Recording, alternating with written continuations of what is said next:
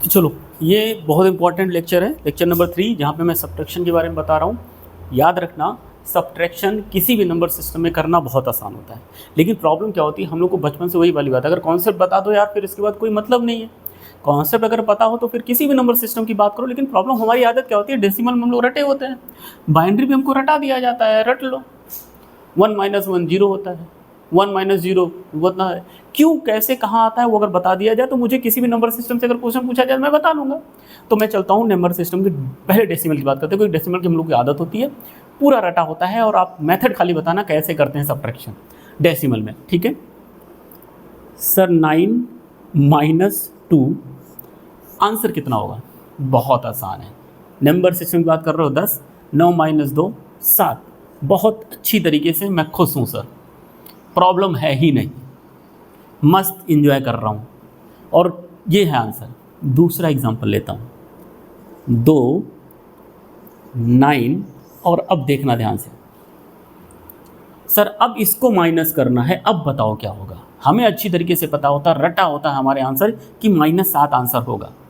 कैसे -7 होता है, कैसे सोचना है हमको, वो इम्पोर्टेंट है, वो दिखाता हूँ, ठीक है।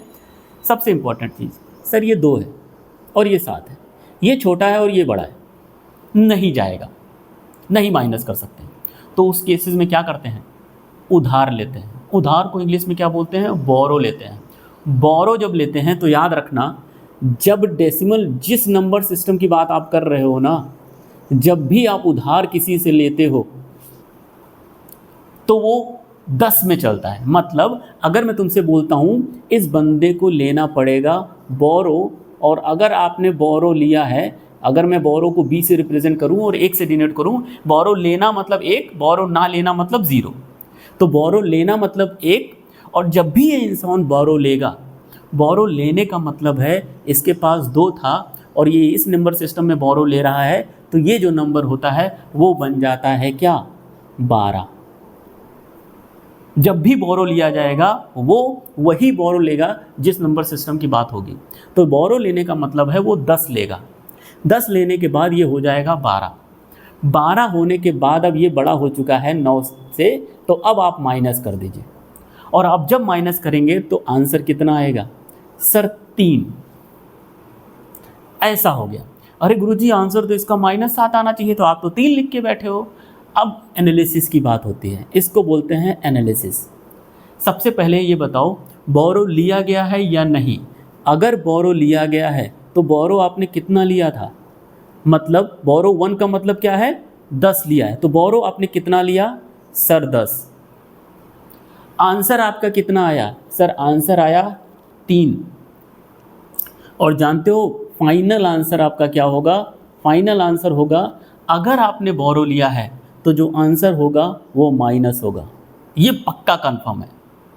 बोरो लेने का मतलब आंसर नेगेटिव, और आंसर फाइनल कितना होगा, जितना बोरो लिया गया है फाइनल आंसर जितना आया है वो माइनस कर दो तो होगा आंसर 7। ये है तरीका -7 लिखने का, ये है टेक्निक लिखने की डेसिमल में भी।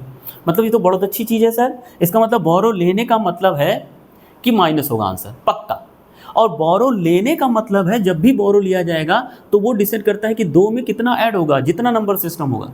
इसका मतलब जो जो कॉन्सेप्ट आपने यहाँ लगाया है ना, वही कॉन्सेप्ट हर नंबर सिस्टम पे लगता होगा। इसमें फिर दिमाग लगाने वाली कौन सी बात है, मैं वही सारे कॉन्सेप्ट वही लगा दूंगा। मैं डायरेक्टली -7 ना लिख के अब मैं यही कॉन्सेप्ट किसी भी नंबर सिस्टम पे लगा दूंगा। तो चलो देखते हैं बाइनरी पे लगा के, पहले सर बाइनरी पे लगाते हैं, और बाइनरी पे देखते हैं, माइनस करते हैं 1 और 0 से। पहले ये करते हैं माइनस, और फिर करेंगे 0 और 1 को माइनस। देखना, तो जब 1 और 0 को माइनस करोगे तो ये तो बड़ा है, ये 0 है, तो प्रॉब्लम है ही नहीं भैया, आंसर सही है, बोरो नहीं लेना पड़ा, आंसर पॉजिटिव होगा। बिल्कुल खुश हूँ मैं सर। यहाँ आओ सर, पहली बात ये छोटा है और ये बड़ा है, बोरो लेना पड़ेगा। बोरो लेने पड़ेगा मतलब आंसर क्या होगा, निगेटिव होगा, ये मुझे बिल्कुल क्लियर है। लेकिन जब भी बोरो लेना पड़ेगा, किस नंबर सिस्टम की बात पड़ रही है, बाइनरी। बाइनरी में बोरो लेने का मतलब है 2 लेना। तो 2 लेने का मतलब क्या है, यहाँ पहले क्या था 0, बोरो ले रहे हो तो यहाँ पे अब क्या हो जाएगा, यहाँ पे हो जाएगा 2, बोरो लेने का मतलब है आपने 2 बना लिया इसको और ये 1 है और जो आंसर है वो 1 है। तो आंसर 1 आया है, लेकिन वो आंसर फाइनल नहीं है। तो फाइनल आंसर क्या पड़ेगा, जितना आपने बोरो लिया है माइनस जो ये आंसर आया है इज इक्वल टू 1। तो ये है आपका फाइनल आंसर, और अगर आपने बोरो लिया है तो जाहिर सी बात है ये जो आंसर होगा वो -1 होगा।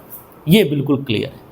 बोरो लेने, जैसे यहाँ पे भी देखो आंसर 1 ही आया है, लेकिन इस केस में आप देखोगे तो जो बोरो है वो बोरो नहीं लिया गया है, इसका मतलब ये +1 है। लेकिन इस केस में आंसर 1 ही आया है, इसका मतलब ये निगेटिव होगा, और निगेटिव होगा लेकिन आंसर कितना होगा वो डिसाइड करेगा 2 - 1, ये होगा आंसर। आप ऐसा क्यों सिखा रहे हो सर, इसमें भी आंसर -1 ही लिख देते, यहाँ पे 1 आया था -1 लिख देते, क्या प्रॉब्लम थी? ऐसा बाइनरी में बन जा रहा है बाय डिफ़ॉल्ट, लेकिन जब आप किसी दूसरे नंबर सिस्टम में करेंगे तब आपको ये चीज़ समझ में आएगी। क्यों मैं बार बार बोल रहा हूँ कि जितना बोरो लिया गया है माइनस आंसर करो और फिर वो जो आंसर आ रहा है उसमें निगेटिव लगाओ। ऐसा क्यों बोल रहे हो सर? इस नंबर सिस्टम की बात करते हैं सर, इस नंबर सिस्टम की बात करते हैं तो 3 - 2 करते हैं, देखते हैं क्या होता है। जाहिर सी बात है 3 बड़ा है 2 से, लफड़ा होगा ही नहीं। आंसर कितना है सर? आंसर जो होगा इसमें वो होगा +1, क्योंकि बोरो लेना नहीं पड़ा, आंसर +1। दूसरी बात करते हैं सर, अगर हम लोग बोलते हैं 2 और ये 3 कर देते हैं और फिर अब माइनस करते हैं, अब बताओ क्या होगा? तो देखो सिंपल कहानी है, बोरो लेना पड़ेगा या नहीं लेना पड़ेगा? लेना पड़ेगा। और बोरो लेने का मतलब क्या है? ये जो 8 है, ये 2 है, उसमें कितना ऐड होगा वो डिसाइड करता है कि इसका बेस कितना है। तो अगर बोरो लेना पड़ रहा है तो और इसका मतलब आंसर निगेटिव आएगा, ये बिल्कुल क्लियर है।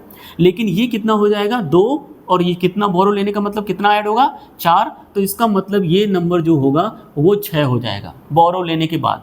इसको मैं ऐसे दिखाता हूँ, borrow is equal to borrow लिया है 4, और मतलब बोरो लेना, yes borrow b is equal to 1 means borrow लिया है, बोरो लेने पे ये हो जाएगा 6 और ये हो जाएगा 3, और देखो आंसर कितना है सर? ये जो आंसर है वो है 3। तो जो आपका आंसर है वो अभी इसमें 3 है, लेकिन जो फाइनल आंसर होगा, जो फाइनल आंसर होगा आपको अच्छी तरीके से पता है, फाइनल आंसर जो होगा वो होगा बोरो आपने जितना लिया है माइनस जो ये आंसर है, और इज इक्वल टू माइनस के साथ वो वैल्यू।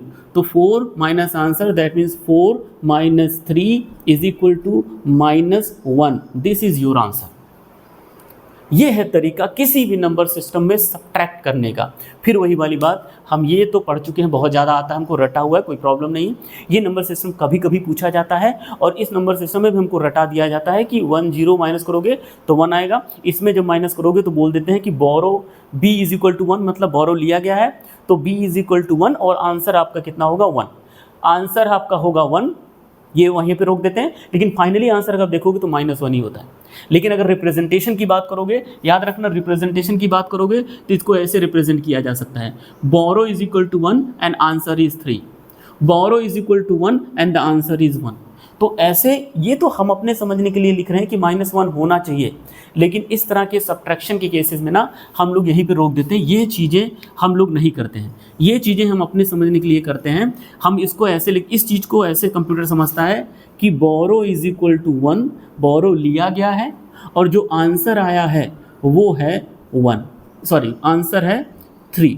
सिमिलरली इस वाले केसेस को ऐसे लिखते हैं कि बोरो आपने लिया है सर, और जो आंसर है आपका वो है 1, और ये बार बार नहीं लिखते हैं। तो उसका मतलब ही है, कंप्यूटर को ये समझ में आ जाता है कि अगर बोरो है और आंसर 1 है तो जो रिजल्ट है वो निगेटिव है और उसका आंसर होगा -1। उसी तरीके से इस नंबर सिस्टम में भी वो समझ जाता है कि बोरो अगर 1 है तो वो ऑलरेडी समझ जाएगा कि आंसर निगेटिव है, और इसका फिर वो क्या करेगा 3 को बोरो से माइनस कर देगा और अपने आप समझ जाएगा कि आंसर है -1। So that means 4 - 1 answer is -1। तो इसी तरीके से ये होता है, जैसे हम लोग अपने दिमाग में नहीं समझते कि जैसे मैंने बोरो लिया, बोरो लेने का मतलब क्या है, आंसर निगेटिव है और कितना आंसर है, जैसे ये 3, तो बोरो इज इक्वल टू 1। अगर ये 3 लिखा हुआ तो हमको समझ में आ जाना चाहिए आंसर निगेटिव है, लेकिन कितना आंसर है वो आप बाद में निकाल सकते हो, लेकिन ये लिखना पड़ता है, इसको बोलते हैं रिप्रेजेंटेशन। तो इस तरीके से हम लोग सब्ट्रैक्शन करते हैं। याद रखना, ये मैं अब सब्ट्रैक्शन की बात कर रहा हूँ, ये मैं बार बार नहीं लिखाऊंगा, ये तुम्हारे समझने के लिए था। लेकिन आज के बाद जब भी मैं तुमसे बोलूँगा कि सब्ट्रैक्ट करो 2 नंबर, तो मैं ऐसे बोलूँगा कि बोरो इज इक्वल टू 1, इसका मतलब बोरो लिया गया है और आंसर कितना है 3। बोरो है और आंसर कितना है 1। सर फाइनली डेसिमल में आंसर कितना होगा, कुछ बता सकते हो? हाँ, डेसिमल में निकालने के लिए ये तरीका है, डेसिमल में निकालने के लिए ये तरीका है, लेकिन ये बार बार कंप्यूटर नहीं करता है, कंप्यूटर खुद ही समझ जाता है। ये बस खाली तरीका है समझने का कि आइडियली स्पीकिंग अगर देखा जाए तो आप यहाँ से जब माइनस करोगे तो -1 ही आना चाहिए, बिल्कुल सही है, ये हमारे समझने के लिए था, लेकिन कंप्यूटर उतना नहीं करता, वो समझ जाता है। और इसलिए मैं बार बार बोलता हूँ, जब भी आप कंप्यूटर में एडिशन और सब्ट्रैक्शन करते हैं ना, तो कैरी का बहुत रोल होता है, कैरी फ्लैग का बहुत रोल होता है, उसी तरीके से बोरो फ्लैग का बहुत अच्छा रोल होता है। कैरी फ्लैग, बोरो फ्लैग वो क्या होता है, वो माइक्रो प्रोसेसर और माइक्रो कंट्रोलर में और अच्छी तरीके से समझ में आएगा, लेकिन फॉर द टाइमिंग आपको इतनी चीज़ें समझ में आनी चाहिए कि बाइनरी बोरो मतलब B=1 मतलब कि बोरो लेना ही मतलब नेगेटिव, कैरी जनरेट होना मतलब कि आंसर बड़ा, और बोरो नहीं है इसका मतलब आंसर पॉजिटिव। ये सारी चीज़ें रिप्रेजेंटेशन है, होपफुली ये आपको क्लियर हो गया होगा। सब्ट्रैक्शन मैं कहाँ यूज़ करूँगा, इसको यूज़ करूँगा सब्ट्रैक्टर में, क्योंकि अब हम लोग बाइनरी मेंबर सिस्टम ही पढ़ेंगे तो सब्ट्रैक्शन ही पढ़ेंगे और यही सब्ट्रैक्शन पढ़ेंगे। अगर कोई आपसे पूछता है 1 0 कितना होगा तो आप बोलोगे आंसर होगा 1। कैरी कितना जनरेट हुआ, कोई नहीं। बोरो कितना हुआ, नहीं। यहाँ पे अगर आप देखोगे तो बोरो है, यस, बोरो =1। बोरो =1 मतलब बोरो लिया गया है और आंसर कितना है 1, तो बोरो 1 and answer is 1। Ideally speaking मुझे समझना है कि सही में आंसर करेक्ट है कि नहीं, तो मैं ऐसे करके देखूंगा, लेकिन ये बार बार नहीं करूंगा, जब सब्ट्रैक्शन पढ़ाऊंगा तब। ठीक है।